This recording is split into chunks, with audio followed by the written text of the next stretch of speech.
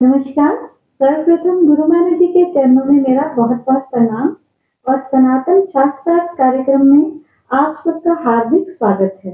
गुरु महाराज जी कई वर्षों से हमें वेदों से ईश्वर का ज्ञान देते आ रहे हैं। फिर भी मानव भगवान का दिया खाता है, भगवान की धरती पर चलता है और उसके दिए हाथ पैर इस्तेमाल में करता है, फिर भी वेद और भगवान को नहीं मानता। आइए आपको ऐसी ही एक शख्सियत से रूबरू कराते हैं जो कहते हैं कि वेदों में भगवान और सनातन शब्द नहीं है। सनातन शब्द चारों वेदों में नहीं है। चारों वेदों में सनातन शब्द नहीं है।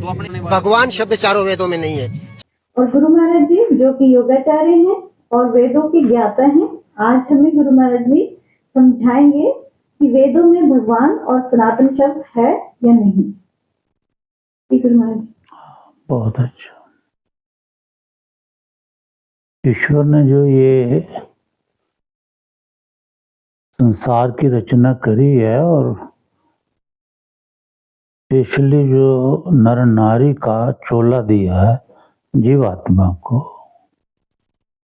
तो ये चोला जो है जीवात्मा को, नर नारी का, ईश्वर को जानने के लिए दिया है और धरती पर सुखी रहने के लिए दिया है। अब जो सुख कहाँ है? संसार 3 युगों तक तो सुख को जानता था कि कहाँ है, अब नहीं जानता, क्योंकि जानने वाला जो है वो तो परमेश्वर है, वो सुख स्वरूप है। पर जानने की जो विधि है वो वेद है। वेदों में सुख है, परमात्मा में सुख है। इन दो शक्तियों को छोड़ के जब हम कहीं और ढूंढते हैं सुख, तो वहां तो सुख नहीं है, वहां तो दुख के अतिरिक्त कुछ भी नहीं है। तो प्रत्येक प्रकार का ज्ञान प्राप्त करने के लिए हमें आचार्य की वेदों की शरण में जाना होता है। ऐसा जो नियम है परमेश्वर ने बनाया इस सृष्टि के लिए कि जब तक चारों वेदों के ज्ञाता समाधिस्थ पुरुष आदि के पास आप नहीं जाओगे तो आपको सत्य ज्ञान प्राप्त नहीं होगा, क्योंकि ज्ञान जो है वो वेद है, वेद ज्ञान है ना। ज्ञान तो वेदों में है। आप मनुष्य रचित कोई भी पुस्तक पढ़ेंगे उसमें ज्ञान नहीं है, उसमें मनुष्य की बुद्धि से लिखे हुए भाव हैं, विचार हैं। और जो मनुष्य वेद नहीं सुन पाता, योगाभ्यास नाम सिमरन आदि करके इंद्रियों को कंट्रोल नहीं कर पाता, तो वो कुछ भी नहीं जानता। जो कुछ जानता है वो अपनी बुद्धि से इधर उधर से सुना करके पढ़ा करके जानता है, और वो ज्ञान होता नहीं, क्योंकि ज्ञान वेद है। अब ये जो आपने वीडियो देखी उससे ये समझ में आता है कि भाई कोई संत पब्लिक को ये कह रहा है कि सनातन शब्द और भगवान शब्द जो है वो वेदों में नहीं है। तो मैंने जब ये वीडियो सुनी, देखी, तो फिर मेरे मन में ख्याल आया कि भाई समझाना चाहिए पब्लिक को कि वेदों में सनातन शब्द और भगवान शब्द है। तो इसको जानने के लिए जो नियम है वो ये है, प्रत्यक्ष एक तो, अनुमान ये दूसरा, आगमन यानी प्रत्यक्षानुमानागम प्रमाणानि। हमें प्रमाण दे करके सत्य सिद्ध करना है। आप कई साइंस पढ़े हैं, जब मैं भी 12वीं में जब दाखिल हुआ था, मैं साइंस ही ली थी सारी। तो हमें लैब में ले जाया गया और उसमें हमें समझाया गया कि पानी का फार्मूला H2O है। ये तो हुआ शब्द का ज्ञान। आप कहते हैं इसको सिद्ध करो, है ना। तो अब तो हम भूल भाल गए, लेकिन कुछ तो याद ही है ना कि भाई पानी में इलेक्ट्रिसिटी जब पास करी और उसमें से ऑक्सीजन के बुलबुले निकले, तो हाइड्रोजन के भी निकले जो H2 और O। उसकी हमें समझ में आई प्रैक्टिकली, यानी अनुभव। पहले तो सुना था कि H2O है, पानी का फार्मूला H2O है, फिर प्रैक्टिकली भी कर लिया है। तो इसी तरह से शब्द से सनातन है तो हम आचार्यों से, आचार्य अपने हैं रेस्पेक्टेड जो आचार्य हैं उनसे सुनते हैं, और जो भी साधना करता है उसे अंदर भी महसूस हो जाता है। सनातन शब्द का रियलाइजेशन भी, अनुभव भी हो जाता है। तो प्रत्यक्ष प्रमाण क्या होता है कि जो आंखों से देखा जाता है, कि भी हमने देखा, किसी से पूछा पहले कि भी आपके जेब में 15 रुपए हैं, उसने कहा जी हाँ हैं, ये तो शब्द ज्ञान हो गया। अब अनुभव कैसे हो कि हैं भी कि नहीं, तो इसको कहते हैं प्रत्यक्ष प्रमाण। और उससे पूछा गया अच्छा 15 रुपए निकाल के दिखाओ, वो जेब से निकालता है, 15 रुपए निकाल के दिखा देता है, ये प्रत्यक्ष प्रमाण है। हाँ जी, प्रत्यक्ष प्रमाण है। ऐसी सारी दुनिया में जो प्रत्यक्ष प्रमाण में आते हैं वो इस तरह से सिद्ध किया जाता है कि ये प्रत्यक्ष प्रमाण। और प्रत्यक्षम किम प्रमाणम है। तो दूसरा कहीं जैसे अब अनुमान प्रमाण है, तो देखा भाई कहीं धुआं उठ रहा है तो अनुमान लगाया कि ये यहाँ अग्नि जरूर जली है, उसका धुआं उठ रहा है, और ये सत्य है। दूसरा प्रमाण अनुमान में ये भी लगा सकते हैं, वैसे तो हजारों लाखों हो जाते हैं, प्रत्यक्ष प्रमाण भी, अनुमान प्रमाण भी, आगम प्रमाण भी, वेद प्रमाण भी। तो दूसरा हमने कहा भाई रात को सोए थे तो पानी नहीं बरस रहा था, अब रात को गहरी नींद में सो गए, सुबह उठ के बाहर निकले तो देखा चारों तरफ पानी पानी है। तो अनुमान लगा लिया कि हाँ ये पानी रात को बरसा है, वो सत्य है। सृष्टि को देखकर अनुमान लगाया कि सृष्टि इंसान तो नहीं रच सकता, नहीं बना सकता, तो अनुमान लगा लिया कि ये परमेश्वर है जिसने सृष्टि बनाई। इस तरह से ये सत्य सिद्ध किया जाता है प्रमाण से। आज दुनिया जो मर्जी बोले जाती है, प्रमाण नहीं बोलती है ना, इसलिए झूठ फैला जा रहा है, अज्ञान फैला जा रहा है, इंसान परेशान है झूठ के चंगुल में, और उसमें कितने गुनाह हुए जा रहे हैं क्योंकि प्रमाण नहीं देते। तो अब ईश्वर ने तो एक नियम बनाया ऋषियों ने कि भाई आपने जो चीज सिद्ध करनी है या झूठ करनी है उसका प्रत्यक्ष प्रमाण दो, और या अनुमान प्रमाण दो, या ऋषि प्रमाण दो। क्योंकि जो ऋषि बोलते हैं वो भी झूठ नहीं बोलते, उनको भी वेदों ने कहा कि, और शास्त्रों ने कहा, देवाः ऋतं वदन्ति मनुष्याः अनृतं वदन्ति।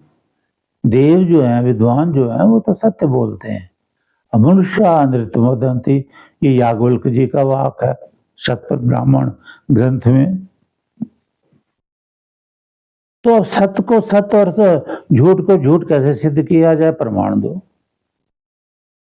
प्रमाण कोई भी नहीं देता आजकल मैक्सिमम, क्योंकि वेद नहीं पढ़े हुए, वेद नहीं सुने हुए, शास्त्र नहीं सुने हुए अपना ही एक नियम चलाया हुआ है, अपनी मर्जी से अपने अपने रास्ते बनाए हुए हैं, उनमें ये कोई पूछता नहीं कि प्रमाण दो।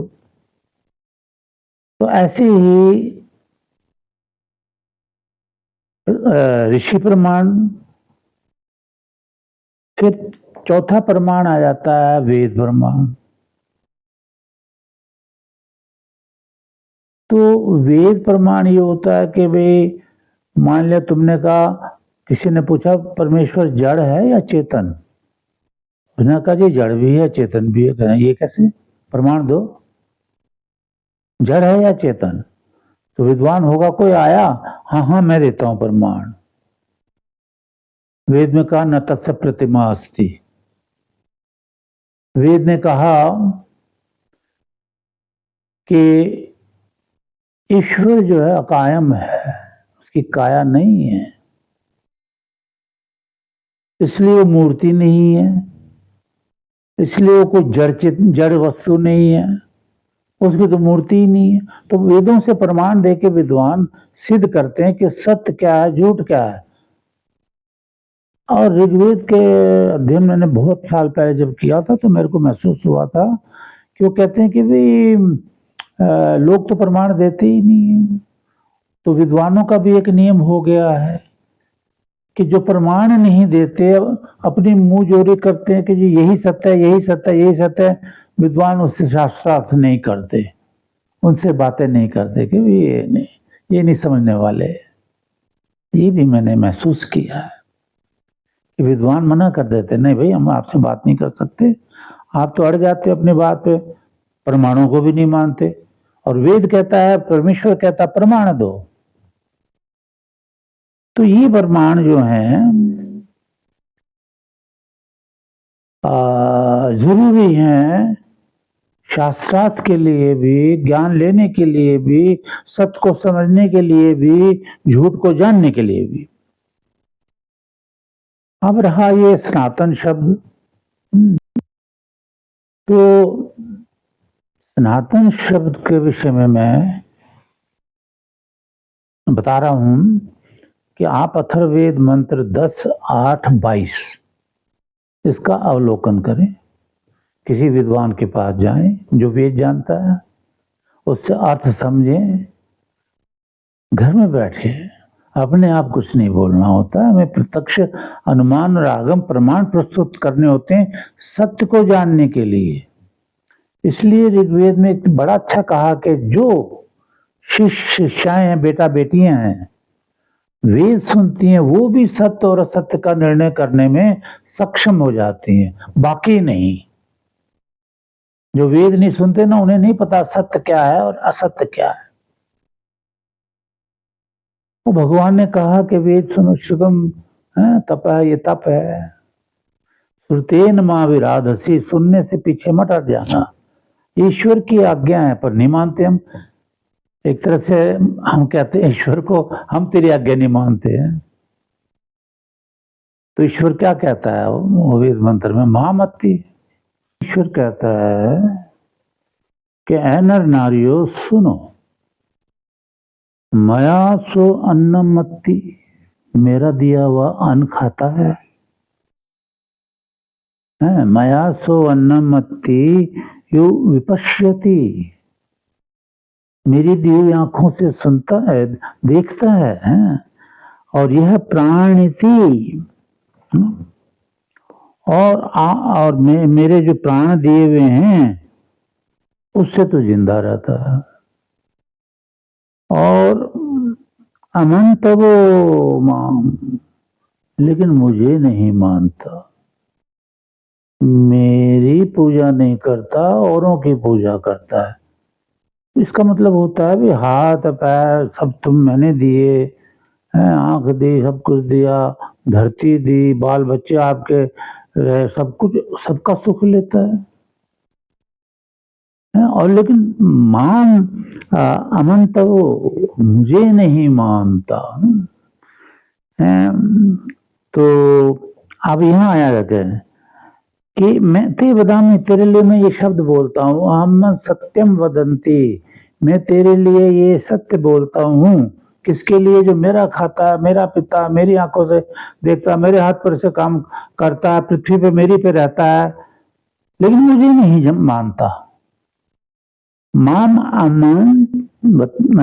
अमंत वो तो शुद्ध, मैं बड़ी श्रद्धा से तुझे बता रहा हूं, परमेश्वर कह रहा है, ऐ नर नारियों, मैं तुम्हें बड़ी श्रद्धा से बताता हूं कि उपक्षयंती, तुम्हारा मैं नाश कर दूंगा। क्षय में ना नाश। मैं बड़ी मैं बता रहा हूं आपको, तुम श्रद्धा से सुनो कि मैं तुम्हारा नाश कर दूंगा। पर ये बात तो वो जाने जो वेद सुने हैं। और कलयुग के प्रारंभ से ही वेद सुनना राजा की आज्ञा से, वो क्या नाम था उनका, वो उत्तरा के गर्भ से जो परीक्षीण का जन्म हुआ था, जन्मेजय भी तो फिर आए, दोनों ने आज्ञा कर दी थी कि वेदों को छोड़ दो। अब क्योंकि वो कम बुद्धि वाले थे, परीक्षीण थे, हैंडीकैप थे, उन्हें ये नहीं समझ में आया कि वेद क्या होता है, छुड़ा दिए, तब से छूट गए। तो अब ये है कि भगवान ने जो ज्ञान दिया है वेद का है, अब ये सनातन शब्द उसमें वेदों में आया है। अब क्योंकि भगवान से सब कुछ को लेता है और फिर भी भगवान का ही नाम नहीं लेता, तो ये अथर्ववेद 10:8-23 जो मैं कह रहा हूं, उसको देखो, उसको समझो कि भी वो क्या कह रहा है, कि वो ये कह रहा है, एनम सनातनम आहुहु, एनम इस परमेश्वर को, सनातनम सनातन, आहुहु में न कहते हैं, परमेश्वर को सनातनम कहते हैं। तो ये मंत्र मैंने बताया आपको, इसको जब देखोगे तो वहां ये आपको मिलेगा लिखा हुआ, पढ़ा हुआ, एनम सनातनम आहुहु, इस परमेश्वर को सनातन कहते हैं। और ये भी समझाया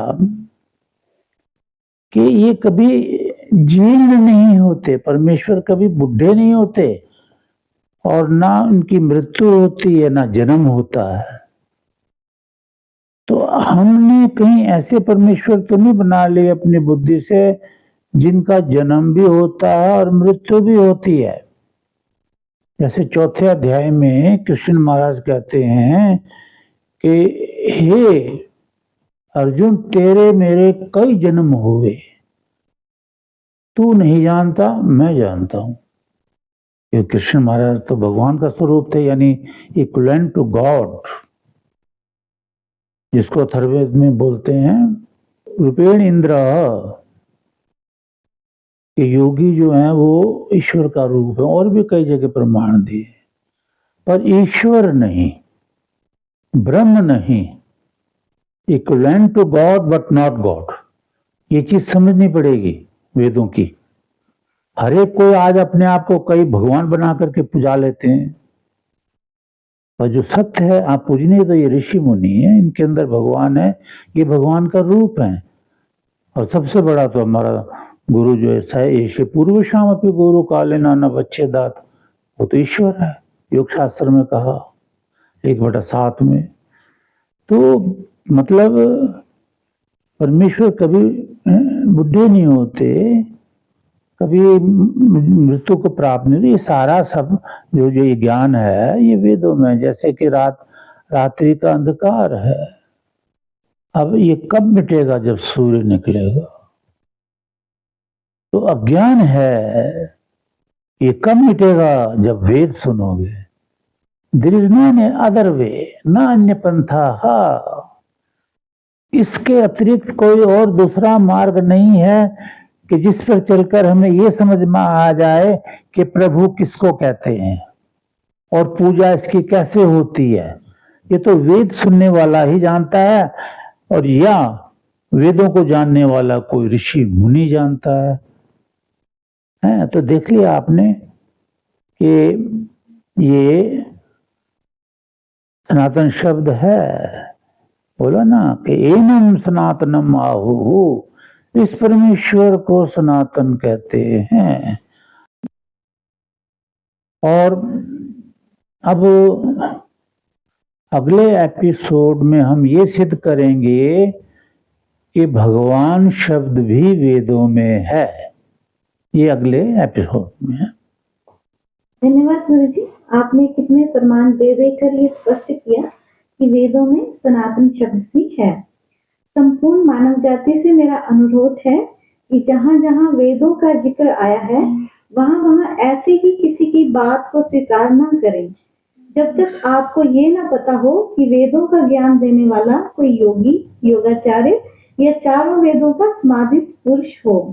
अन्यथा असत्य सुनकर, अज्ञान सुनकर संपूर्ण मानव जाति अंधकार की ओर ही जाएगी। ये अब आप सब पर निर्भर है कि सत्य को स्वीकार कर जीवन को सुखी बनाना है या असत्य सुनकर दुख, दर्द, चिंता, परेशानी और अंधकार को गले लगाना है। धन्यवाद।